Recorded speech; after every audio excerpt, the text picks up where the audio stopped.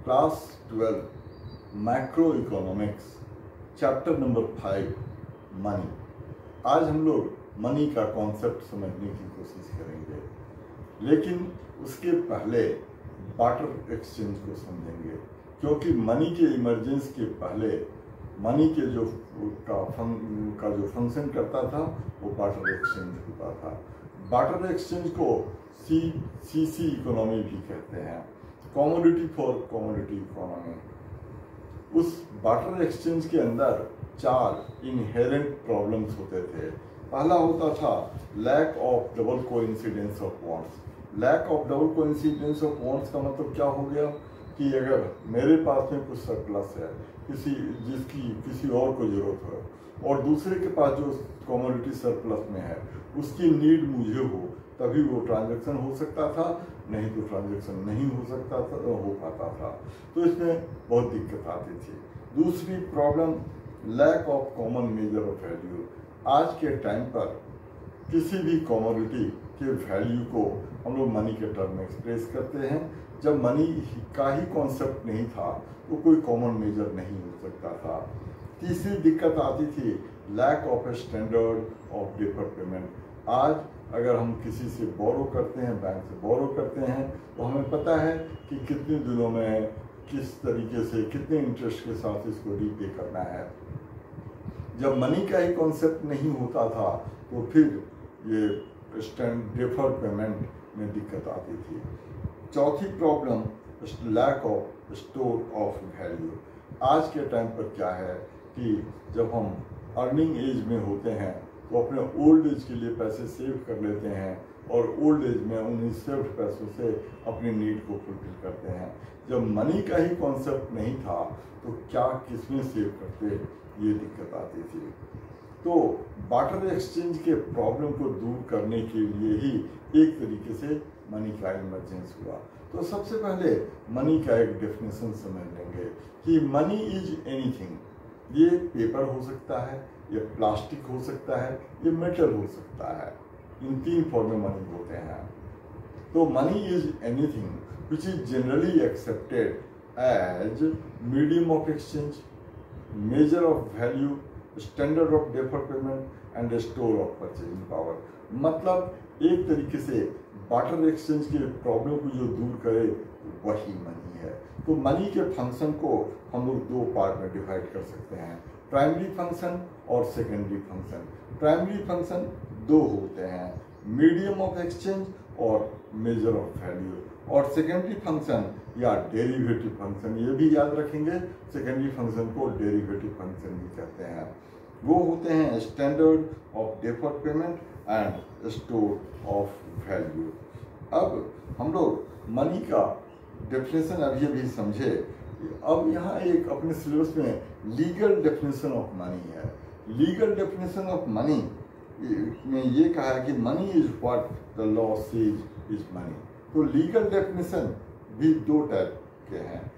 Law के point of view से limited legal tender money और अनलिमिटेड लीगल टेंडर मनी। पहले को लीगल टेंडर मनी कहते हैं वो, और दूसरे को नॉन लीगल टेंडर मनी कहते हैं या ऑप्शनल मनी कहते हैं। जो लीगल टेंडर मनी है वो 2 टाइप का होता है, लिमिटेड लीगल टेंडर मनी और अनलिमिटेड लीगल टेंडर मनी। जो क्वाइंस होते हैं वो लिमिटेड लीगल टेंडर मनी होते हैं। मतलब एक क्वाइन से हम मैक्सिमम 1000 रुपीज़ तक का पेमेंट कर सकते हैं। उसके ऊपर जो लेने वाला है वो उसको डिनाई कर सकता है, उसको हम फोर्स नहीं कर सकते हैं।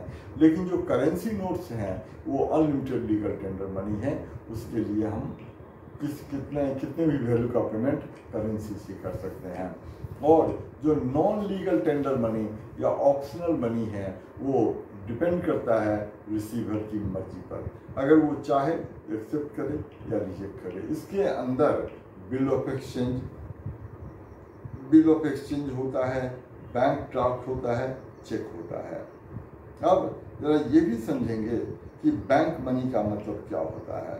बैंक मनी का मतलब होता है demand deposits of commercial bank. और डिमांड डिपॉजिट का मतलब 2 होता है, करेंट अकाउंट डिपॉजिट और saving account deposit.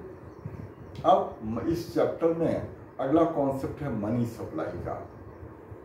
Money supply में सबसे पहले समझ लेंगे कि ये एक स्टॉक कॉन्सेप्ट है, मतलब ये एक पॉइंट ऑफ टाइम पर मेजर होता है। अब मनी सप्लाई का डेफिनेशन समझेंगे कि money supply is the total volume of money held by public at a particular point of time in an economy. तो इसमें दो बातें बहुत इंपॉर्टेंट हैं। Money held by public, public का मतलब money using sector of economy, और दूसरी बात कि इसमें टोटल वॉल्यूम ऑफ मनी है। याद रखेंगे वैल्यू ऑफ मनी अलग होता है, वॉल्यूम ऑफ मनी अलग होता है। एक 500 रुपीज़ का नोट है तो वो नोट का वॉल्यूम एक है, वैल्यू 500 है।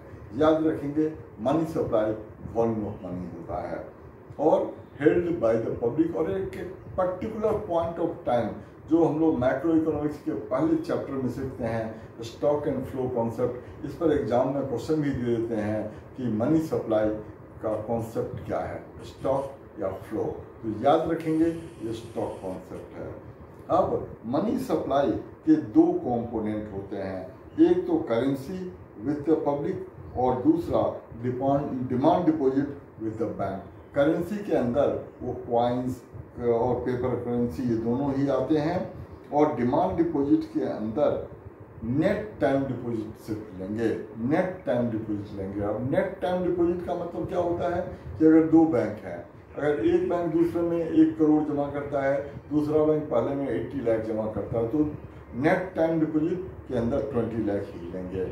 इसमें एक बात का ध्यान रखेंगे कि टर्म डिपॉजिट या फिक्स्ड डिपॉजिट को मनी सप्लाई के अंदर इंक्लूड नहीं करते हैं।